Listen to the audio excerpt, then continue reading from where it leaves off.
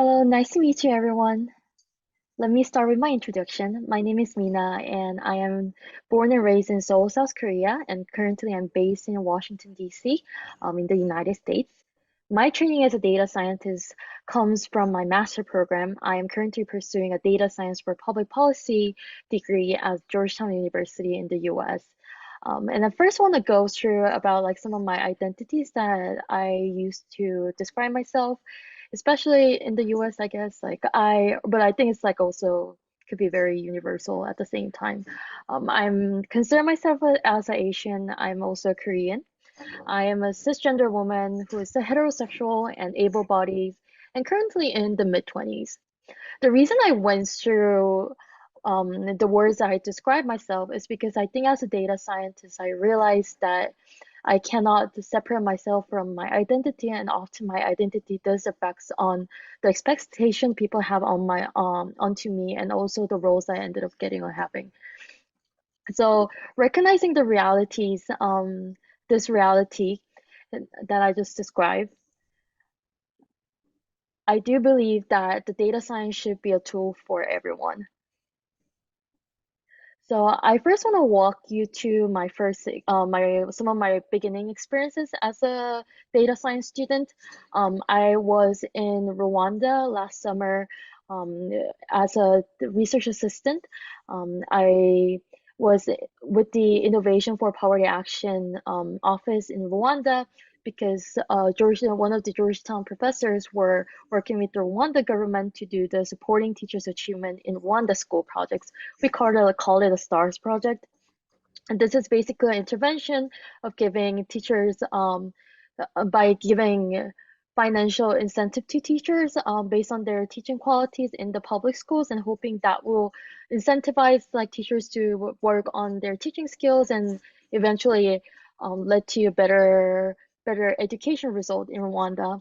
And my job was as someone who has a data science training was to ensure that the data collection was going right. That includes ensuring that the learning assessment, which was the exam that we were giving out to students, was capturing the students' achievement, and making sure that these exams are correctly executed, and also doing the numerator trainings. You might have noticed the pictures on the left. There were a lot of them, making sure that they are entering the data correctly, so we will have a clean and accurate data that we can analyze. I really enjoyed this experience mostly because I got to interact a lot with the local staff in the Innovation for Poverty Action office. They were really nice, and they're also really smart people. They are people who are really knowledgeable about the field. They have been working there, working in the fields for years. They know what to consider to make a field very to get the right data from the field, and then also they understand like how to work with people and understand the education system in Rwanda. However, I realized that the data that we collected, except for the very basic analysis, most of them ended up going back to Georgetown or other like US and UK universities where most of the principal investigators are located. And that makes me think about, why does data analysis happen abroad? I think that the people who I interacted with were people who has a very deep understanding of the data, or arguably the deepest understanding of how the data is, what exactly the data represents, but they do not conduct they are excluded in the data analysis process itself. And that leads to like a broader question of why in our current practice of data science, some people are always subject to data, not the agent of analysis. Some of the revelation or some of the lesson I learned came from the conversation with the research manager over there, who's a great mentor, who was a great mentor for me, and he actually talked about how Rwanda government still does not have enough of capacity to do a policy research by themselves. They often still relies on the help of the international organizations, other research organizations, and often the researchers like abroad and to get help and deciding what policies are the best for Rwanda. And having that conversation, I came back to US thinking about what is a way to improve the accessibility of data science. And fortunately, I got to work in the International Food Policy Research Institute, or IFRI, as some people might know. And this work ended up being very relevant to this question. I'm very thankful that I able to get this opportunity. So currently, I am working with a large language model in my job. We're seeing if large language, how we can apply large language model in the food policy places because we see a lot of potential in it. I think large language models um, are some data science model that could be very accessible because it does not require a lot of training actually using it. And it's also something that produces a very cost efficient result, which is why probably a lot of people are worried that all this making the language model is going to take our jobs. Well, so right now I've been concentrating on using how to utilize like commercial large language models such as OpenAI, and then I have been also using other neural network models and tools like LangChain to ensure that to see how much potential the large language model has. More precisely, we're trying to see if we could use academic research paper that research organization like IFRI produce could actually help could help the large language model to produce more accurate and contextual like result, and hopefully that result could be used in for developing countries to give to decide on some food policy or start the research relevant to that. Of course, I have recognized some challenges there. I realized that if we want to feed in large language models with all the information we have, we have a lot of information, and that requires a lot of data storage. And then computing that is a high computational expenses. Well, the reason why large language model was not here after all until today was because of how much it costs to create the big models, and now only the big companies are able to do it. And for us to really optimize it for our usage, like we have to be more careful of like what data we're putting it in, and then how to make it like cost efficient. And of course, we also need to think about what data are we feeding in, and that leads to the question of the training set. What are the adequate training set that will lead to the result that we wanted? And in this data set, are there any biases? And how are we supposed to discover the biases when there are so many data, and then it's really hard to execute a lot of activities and evaluate them at once. And finally, what would be the criteria to evaluate these models' performances, especially if we want to make sure that these skills will be these tools will be useful to people in the developing countries. Then we should also think about what are the things that actually matter to them on top of all the technical criteria, which I personally believe is also still very much in the process of making. Then what are the criteria that we should use to make sure to understand that we're actually moving forward um, from where we are. So these are like some of the challenges I have, but I have been very enjoying actually working with these questions, and it has been a very inspiring that I could actually work on the question that um, I personally have gotten out from the field from my very own experiences. Okay. That was the end of my presentation. Now, thank you so much for having me, and I think I will be moving on to Chaneli, who is our next presenter, and I'm I'm very sure that she will also give a very um insight, very good insights for all of us.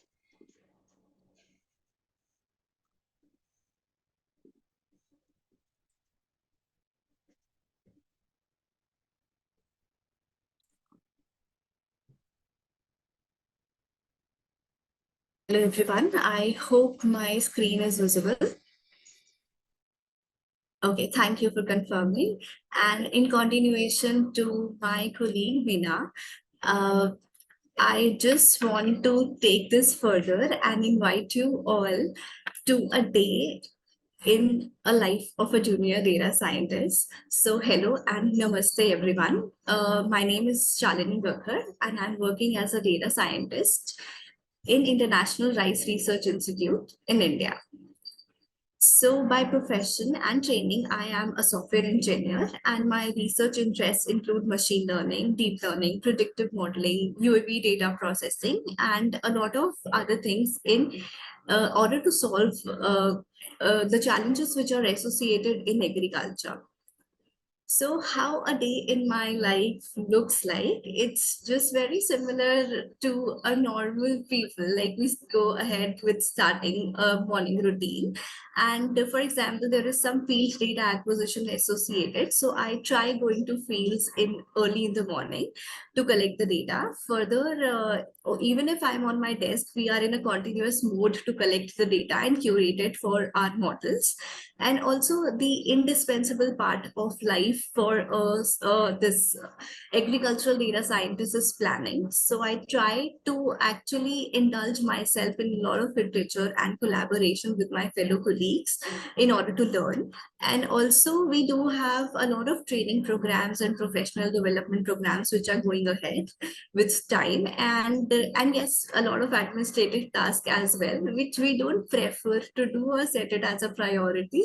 Hope my HR is also not listening to this. So anyways, and I actually try to end my day to plan for the next day. And yes, all these comes with conditions applied. So this is a template of a working day, not a weekend. And I tend to take a lot of breaks in between, just to refresh my mind. And apart from that, even if there are some subset of activities that I've accomplished in a day, I'm just good, more than good to go for the next day.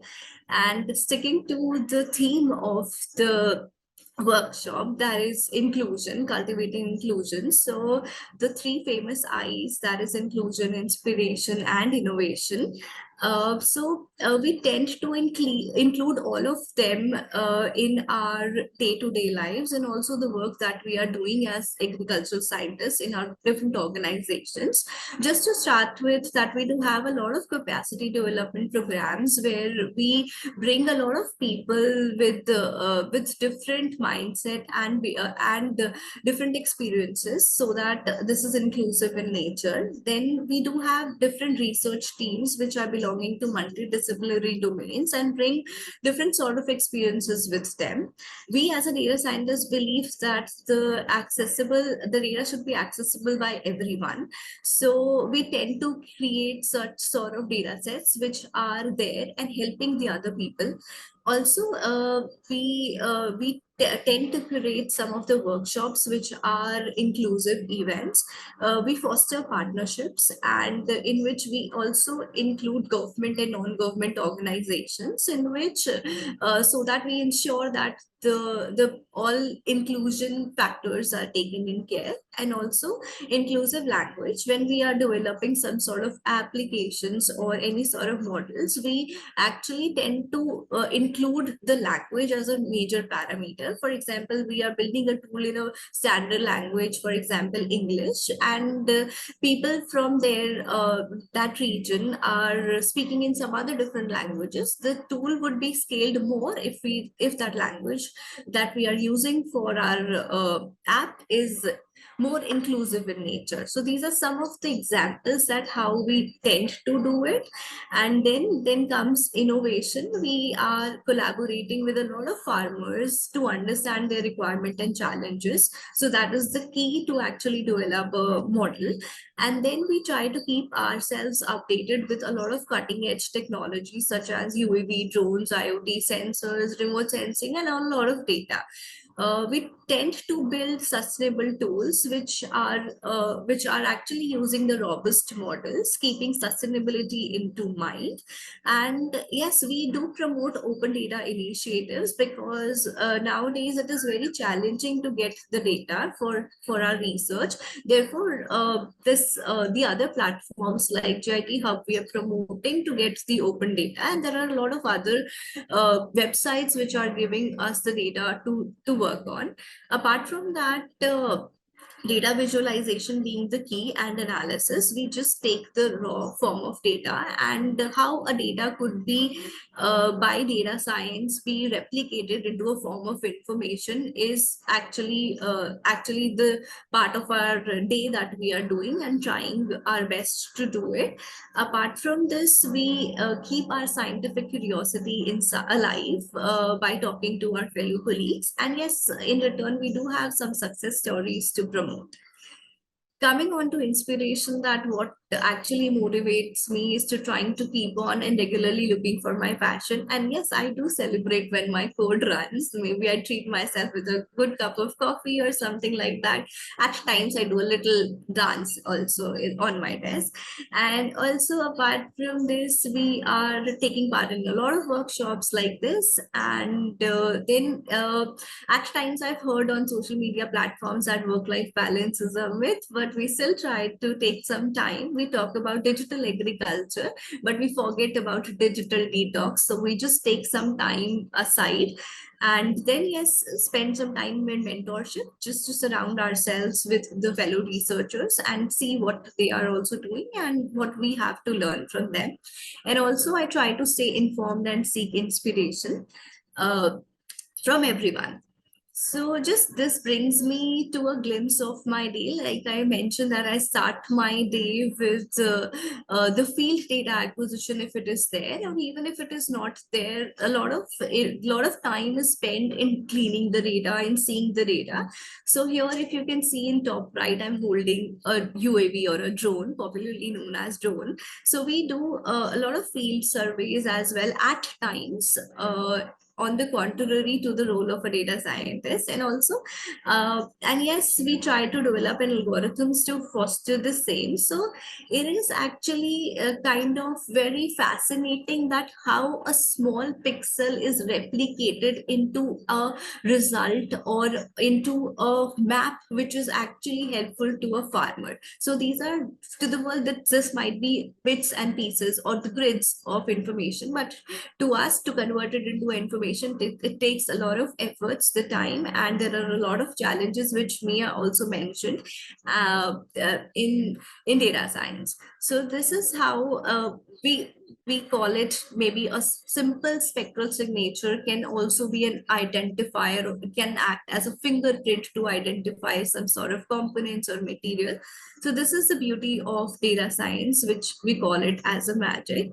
So just this brings me down to the challenges that we face normally. So while in India, when I was doing my graduation program and post-graduation program, there was no specific course or a degree program which was related to data science. Of course, we had some subjects to go on, but again, we didn't have some degree courses at that time.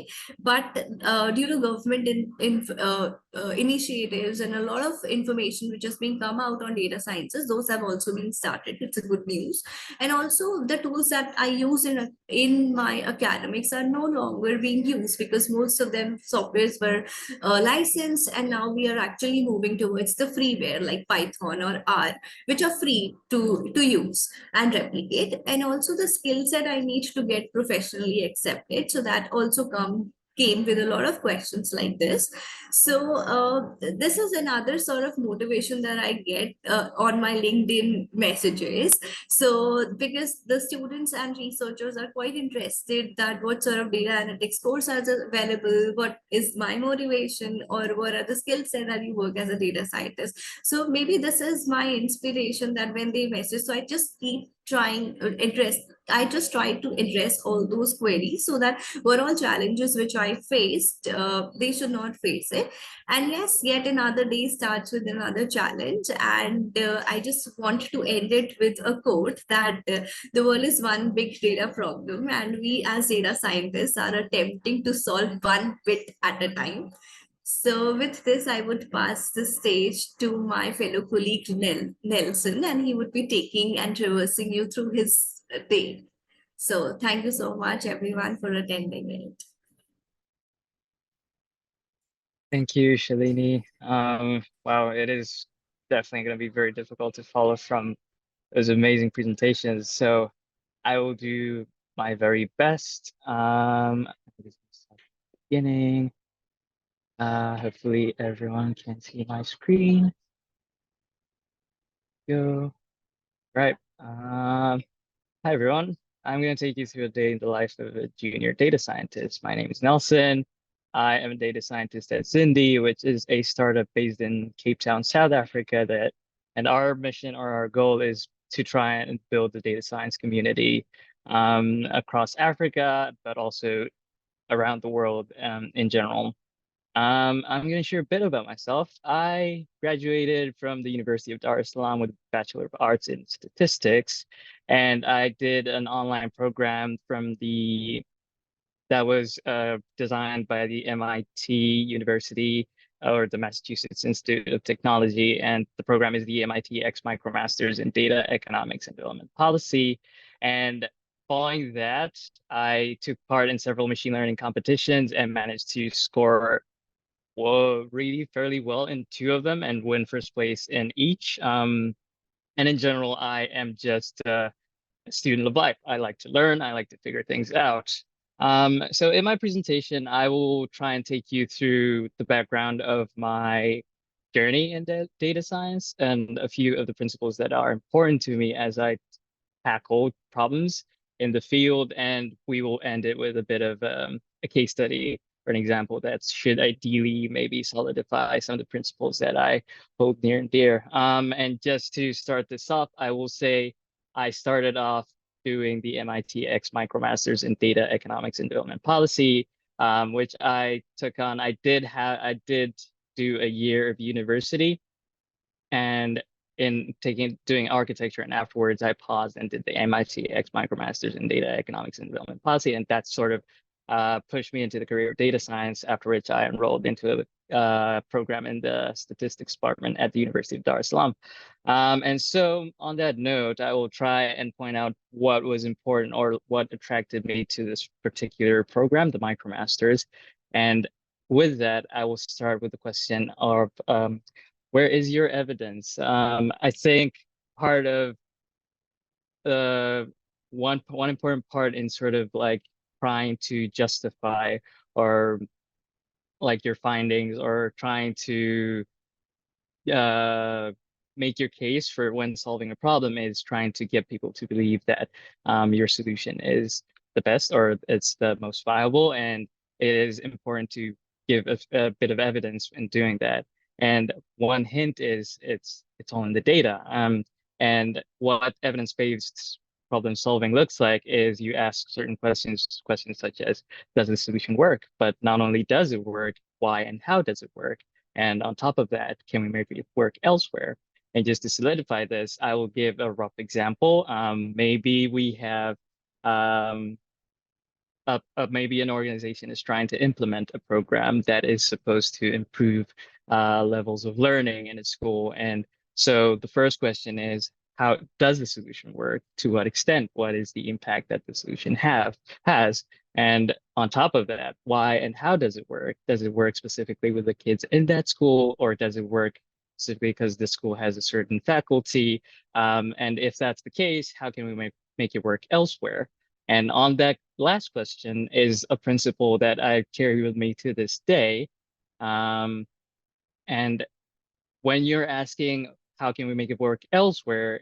In a sense, you're trying to figure out what's the pattern that lies within the data. Because at the end of the day, data science is, to me at least, is nothing more than just figuring out the patterns within the data. And so it's very important that a good data solution should generalize well to new contexts, in the sense that if the program that is established in a school, maybe say in a region in Africa, then it is important that this program, probably ideally it should work across different nations within the continent, especially if the nations have similar cultures or similar backgrounds and stuff like that. So one important principle that I carry with me every time is generalization. It's important that your algorithm generalize as well. And how do you do that is, again, figuring out the pattern. And how do we do that in data science? We use some statistical principles. And so uh, and on that end, I will take you through a bit of statistics, just a base to build a foundation.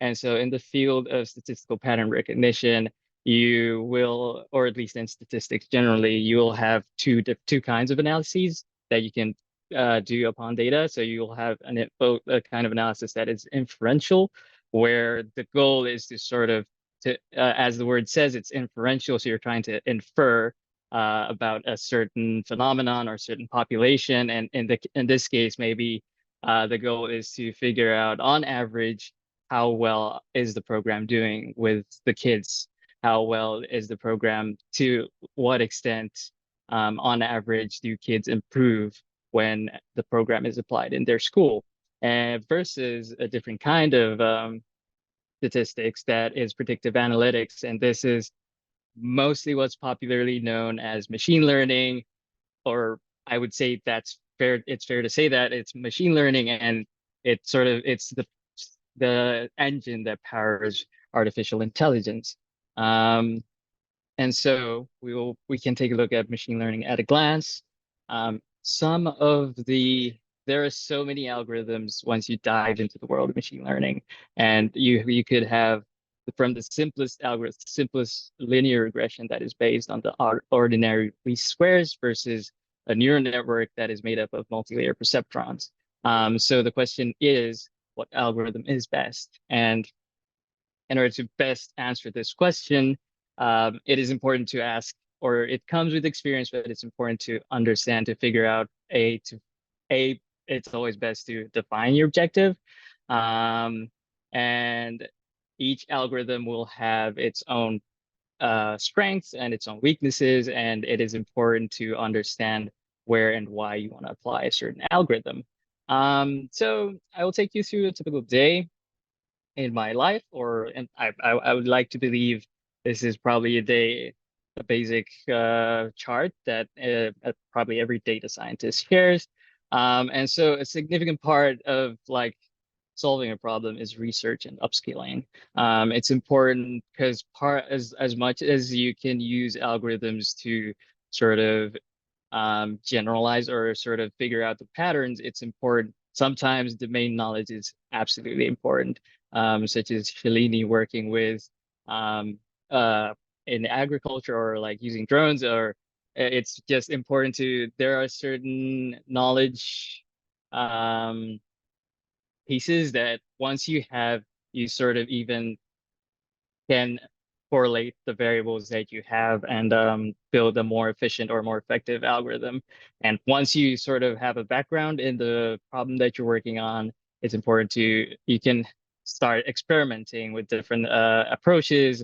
And afterwards, you do a review and sort of push it onwards to implementation. And this is a very iterative process. It's not constant. It's not one and done. You just have to keep going and use feedback to update on sort of the algorithm that you're building. And so I will take you through a case study. Recently, I've been working with the International Maize and Wheat. I I forget what its full long form is, but it's a CIMMYT. It's a part of the CGIAR group. And I will have a session later today or later tomorrow for some people in different regions. But yeah, we will have a session where we'll go deeper into this tool. But essentially, in the past couple of months, we've been trying to build an automatic speech recognition tool for low resource languages. And some of the main features is that it's focused on Bantu languages, mostly because that's where I personally operate, and it's a topic that I've been interested in, and it's been important that it's accessible to everyone. And as the topic of today is, it's cultivating inclusivity. And so we've tried to include as many of the low resource languages across Africa as possible. And it's open source to allow different people from different places to contribute to it. And it works across different languages. And yeah, I told that I'm almost out of time. And so once we've built the bones in the structure or the framework of the tool, and we have been able to incorporate secondary analysis and modeling tasks. And just to illustrate the performance of the model, the top is the base model that we downloaded from a group that or a model that was built by Carnegie Mellon University, and below we fine tuned. And this is just to illustrate the power of I want to say generalizability of models. And these were Kenya-Rwanda model that applied perfectly to Luganda. I will Hmm. definitely stop there and move on to Q&A. Thank All you so right. much for watching, and yeah, welcome questions. Thank you very much. If you can confirm that you can hear me, I want to first say thank you to each of our presenters. It's amazing to hear from great minds and leaders in the space that will go far into the future to benefit our world. I have one question, as I observe this presentation and notice that each of you are coming from different regions. Maybe an open question to each of you answer as you can is, what are the challenges you face as a data scientist being in different geolocations? Okay, I'll just go first since I was the one to spoke first anyways in this whole meeting. I think I'm quite in a privileged place to be in the US since this is somewhere that has a lot of resources, and even compared to Korea, and there I think it's also there are a little bit of a lot of more, I guess, more acknowledgement within the government or a lot of the public sector that like, oh, we have to release more data and that could potentially lead to better um into using data in a lot of goodwills, and we could see more, we could have more, we could find more new territories by like putting everyone in together. But at the same time, personally, acknowledging that, I think as someone who wanted to do like data more in the agriculture space, I always do feel like there is a distance between my analysis and what is actually happening in the field and the people who are actually doing, who's gonna be impacted by the work. And then without being really conscious of the impact of your work, it's really easy for you to lose. And then I think like it's really easy to like go back to like, oh, it's like numbers and like I guess like this makes sense, and then really not really understanding what that actually means in the field. So that's something that came into my mind like right away. Thank you. Hi everyone. So just to add what Meena said, uh, belonging to India, what it feels in terms of the data science implementation in terms of agriculture is that there is very less acceptance in farmers, and also they are having, and also to gain their trust is a very important parameter, I would say. Also this digital divides that we are facing, digital divide that we are facing, and we are just trying to cope up with this, and also with the applications that could help us, even if a person who is not having a smartphone, how to reach them through our applications and the models, and how to make this more efficient. The other challenge that I would like to highlight is data standardization, which is an issue, and that we are facing in terms of having a good quality data and to put the analysis on. So yes, these two major factors are there, which I see that they coexist in terms of implementing data science in our location. So thank you. Yeah, I will say working in Africa in general, it's I think one major problem is the problem of infrastructure. Because with even with the models that we develop or that we build to sort of solve these problems, it's really hard to um, get them out, get them into the field, and get them implemented. Mostly because it's just sometimes it's the technology doesn't probably exist, or it's really difficult to um, find a way to sort of integrate them into the workflow in many communities in Africa, or at least in East Africa, where I'm based. And another problem is just resource. And as like on the project that we've been working on with CIMIT, working on low resource languages, that is a whole major problem across Africa. A lot of the languages are not represented digitally, so it's relatively difficult to sort of create natural language processing tools that sort of are very, very helpful in making a lot of things easier, even in agriculture. And so I would say like that's a major problem. It's just infrastructure and resources. But yeah, it is part of the journey of being a data scientist, and it is absolutely fun trying to figure these things out.